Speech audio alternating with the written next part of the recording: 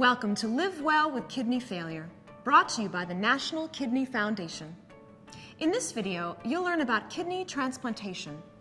We'll discuss who is right for a transplant, how it is done, and we'll give you some information to help you decide whether it's a good choice for you.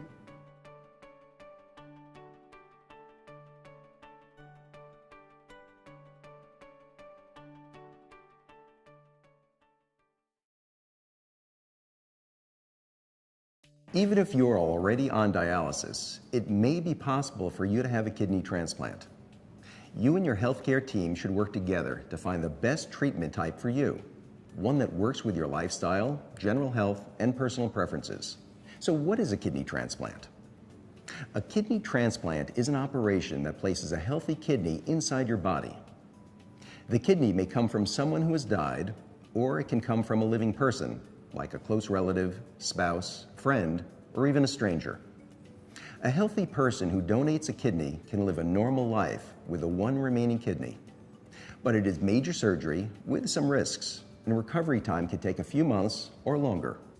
You can also go on a waiting list for a kidney from someone who has died and wanted to donate. A person who has died and donated a kidney is called a deceased donor. The waiting time for a kidney from a deceased donor can take many years. From the time you go on the waiting list until a kidney is found, you may have to be on some form of dialysis. Let's talk about the transplant operation itself. Your new kidney will be placed in your lower abdomen and connected to your bladder and blood vessels. The operation takes about 3 hours. You'll be sore at first, but you should be out of bed in a day or two and home within 4 to 6 days. Usually your old kidneys will not be removed. That may surprise you, but there's usually no medical reason to remove your own kidneys. After your transplant, you'll need to take special medicines to keep your body from rejecting the new kidney. Normally, your body fights off anything that isn't part of itself, like germs and viruses. That system of protection is called your immune system. To stop your body from fighting off or rejecting the new kidney, you'll take medicines that hold back your immune system. These medicines are called anti-rejection medicines, or immunosuppressive medicines. Without these medicines, your body would see the new kidney as foreign and would attack it. You must be committed to taking all of your medicines on schedule, every day and without fail, for as long as your kidney is working. You also need to know that with a transplant, you have a higher risk of getting serious infections and certain types of cancer. This is because the anti-rejection medicines will weaken your immune system. Although, you can lower your risk by wearing sunscreen, washing your hands often, eating healthy meals, getting immunized, and much more. It's possible that your body might reject the new kidney, although advances in medicine have greatly reduced this possibility. If your kidney fails, you may be able to get another transplant, if that's what you want. Though chances are you'll have to go on dialysis while you wait for another kidney.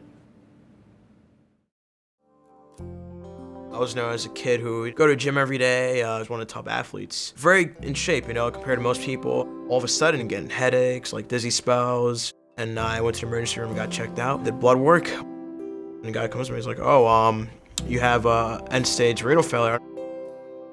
And I was just very confused as to what was going on. It was just like a heavy burden out of nowhere.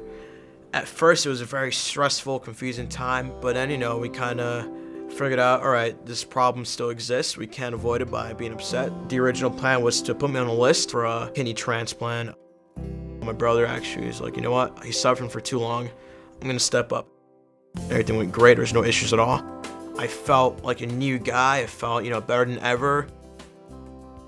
A lot of teenagers, they slack off. They don't take their medications, and that's how they lose their kidney right away. Those medications are there to make sure my body doesn't attack the kidney. I take it twice a day, 10 a.m., 10 p.m., very easy to remember, My doctor would always, be like, oh, you're looking great today. You're looking a lot better. Keep up the good work. So it kind of inspired me to do better.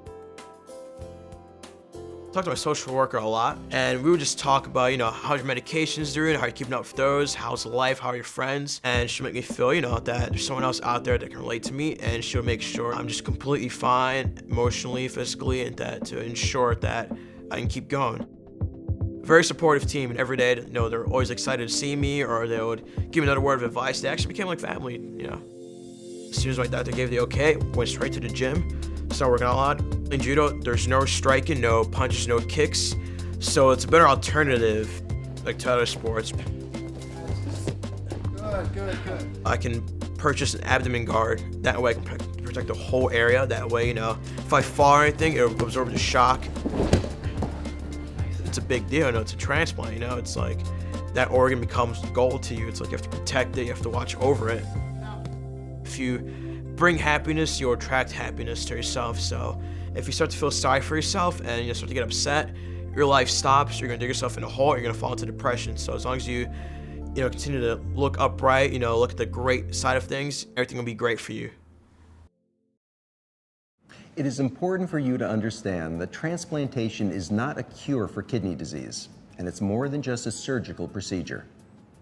It's a lifelong treatment that puts a lot of responsibility on you to take extra care of yourself, to stay as healthy as possible, and to take all of your medicines every day. On the positive side, you won't need to be on dialysis, and there are few restrictions of what you can eat and drink. There will probably be an improvement in your health and the way you feel. In fact, a kidney transplant is a treatment choice that allows you to live and feel as close as the way you did before your kidneys failed. On the negative side, there are the risks of surgery and the possible side effects of the strong medicines you'll have to take as long as your new kidney is working. Not everyone can have a kidney transplant.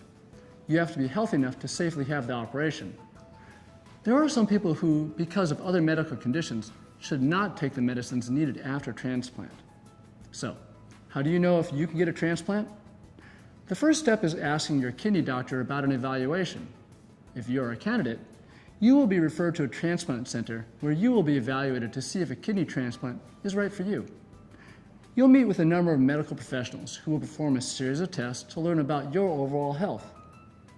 They will consider things like your age, your weight, how healthy your heart is, whether you are at risk for cancer, and how faithful you are in sticking to your current health plan. You'll also need to show that you can cover the cost of your medicines after receiving a new kidney. My name is Tina Marie, and at age 13, I was diagnosed with type 1 diabetes. I knew just having diabetes for more than 20 years was going to affect my life in a lot of ways. And I knew that kidney disease was something that was a possibility. And kidney failure was something that was dreadfully depressing to me. I was told I needed a transplant. And I was just devastated. I was so afraid, so scared. But I had so much support from my family and my doctors and my boyfriend. I always knew that my sister would volunteer to be my donor. My sister named her kidney Kenny. I don't know why. So Kenny is right here. When it's the anniversary of our transplant, we call it our kidneyversary and our Kennyversary. I work as a medical assistant, so I know how important it is to stay informed and work with my doctors and medical team. Before transplant, I was on 4 different blood pressure medications to control my blood pressure. Now I actually have low blood pressure, and I carry on around some salt to counteract some dizziness from low blood pressure. It's a challenge that I'm happy to have. I couldn't have done it without my family. I'm very happy that I've gone through this experience because it's changed my career goals. I want to finish the degree I started in human services and try and give back to the transplant community. Now I have a healthy body and a healthy outlook and maybe a purpose.